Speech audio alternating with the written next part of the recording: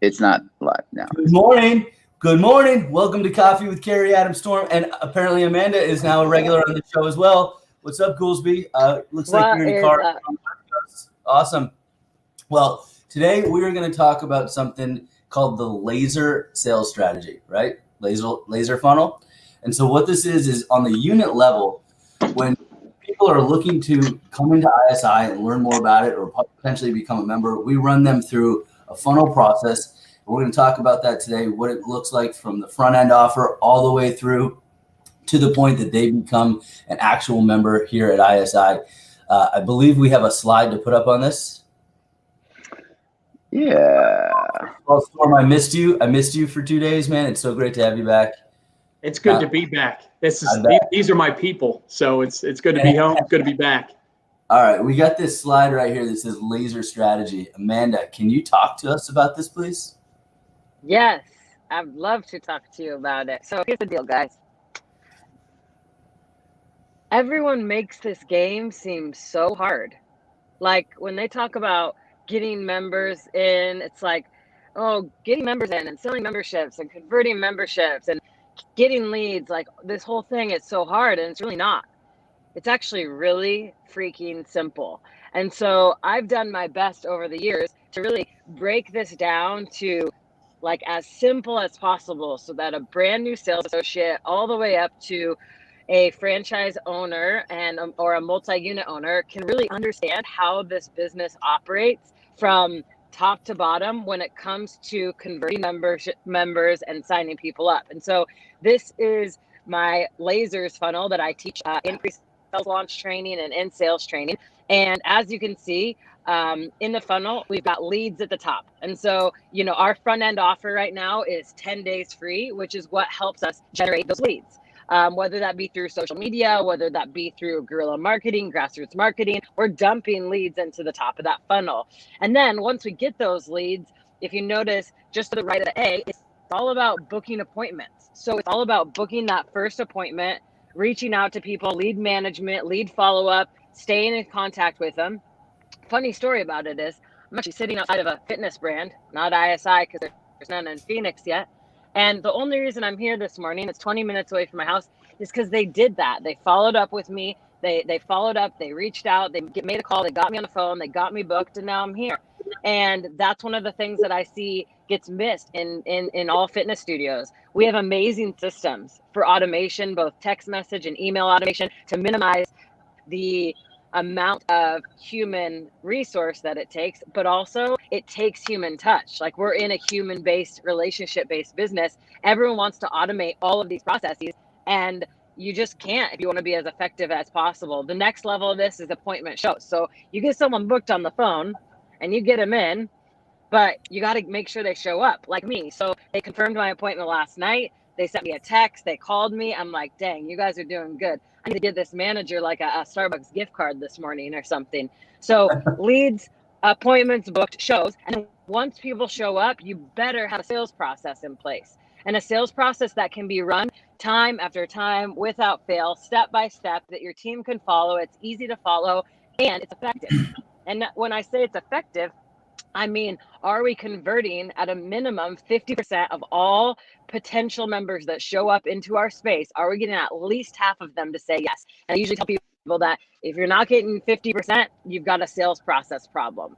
So the next layer to this is the R, which is referrals. So once you've converted people, how do you fill back the top of your funnel as easy as possible? Well, you get every person that signs up to give you 2 more people. And those 2 names drop back in the top of the funnel and we work the funnel down. And then the S at the end, which is our fulfillment. It's one of the most important things about our business. It's one of the things that makes ISI different than almost any brand that's out there, is how we serve our members, how we serve our community, the communities that we build, communication that we have, the accountability that we have for members. Because when that happens, then everyone that's gotten down to the bottom of the funnel, notice that the funnel is really small at the bottom. And when we talk about retention, we want our retention to be like a funnel, not like a bucket. Because a bucket, you drop people in the top, they fall straight out the bottom. You drop people in the top, they fall straight out the bottom. And so from a retention perspective, brand wide, our retention is significantly better than probably 90% of brands out there. And the reason being is we have systems in place for accountability. We have systems in place to make sure that people don't fall off the wagon. Because all y'all have fallen off the wagon before. We've all stopped working out for a period of time. Carrie Tober, don't even. And because of that, it's like, well, guess what? If we all need help to get back on the wagon, you think that people that this is not their lifestyle, this is not what they love to do, you think they need help to get back on the wagon? Absolutely. And that's our responsibility. That's the responsibility that each and every team member takes on when they step into a position inside any one of our locations. It's a responsibility to sign people up. It's a responsibility to help people on their path of transformation. It's a responsibility to hold people accountable to their goals and not let them sell themselves short. So that's the laser strategy in short, just like that. Boom. Love it. Love me a good sales You hear funnel. that, Storm? Yeah, that was fantastic. And she's right. I mean, there are systems in place that certainly help with retention. It's high touch point, and it's holding people accountable. I think that's so important, and it's why ISI maintains such a high retention rate. Yeah, I had a question. Yeah, I mean it's so effort based too. Like it's effort and awareness based. You know, so many people. What is it right now? The latest statistic, is it like the 7th to 12th touch? Is typically when you'll get someone to buy, to make a purchasing decision, or yeah. You know, most people give up after the first or second. Carrie, what's your guys' rule internally for the development side? Reach out to anybody who reaches out organically through digital or social. I reach them 10 times before I stop. Email. I submitted my request to 2 franchises last week too to see what their follow-up was. And, you know, one of them did about 2 touches. And then the other one, I literally think, messaged me. I messaged back and said, I'm going out of town, follow up with me next week, which would have been Monday if you had a lead management software that reminded you to follow up with me on Monday. And now we're at Wednesday and I haven't heard back. So they obviously don't really care about selling franchise licenses too, because here's the thing, Carrie, here's why you're so good at your job. Because you understand that when the franchisees buy franchises in ISI, it has the capacity to change the trajectory of their future as a franchisee. Right. Why? Because they're buying into a really solid brand with a really solid system that when they run the system, they know have a highly profitable business or 2, or I don't know, Eric Knight, who wants to open 10, you know, and when you get 10 locations that are all doing extremely well financially, it changes the trajectory of your family's future. Absolutely. And that's what I say when I talk to them is what's got you in the market for a fitness franchise, right? Why would you want to do this?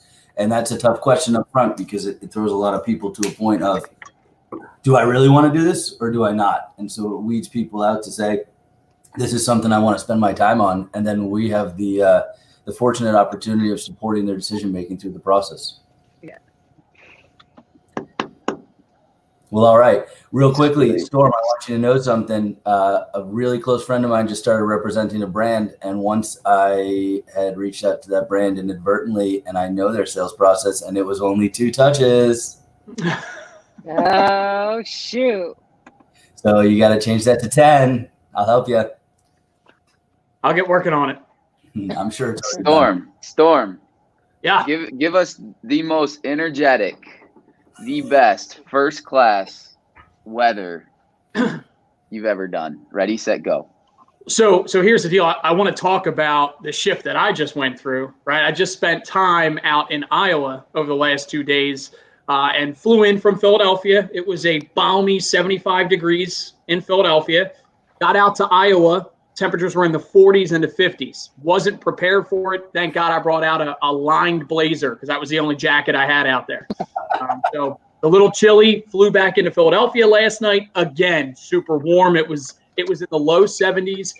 We must have had a rainstorm last night because right now it's 48 degrees in Philadelphia. It's a little bit chilly this morning, but the high is expected to reach 70 degrees today. Real feel 72. We've had some rain apparently while I was gone, so my grass is growing. I'm a happy man, and it's looking like we're gonna be in that high 40s to low 70s range for most of this week. That was fantastic. You're like a farmer. Snaps for the weather. There we go. Where are we at a fraternity now? That was awesome. And I brought back. Amanda's got to go work out. I gotta get a I second gotta go cup of work coffee out. in bed or something.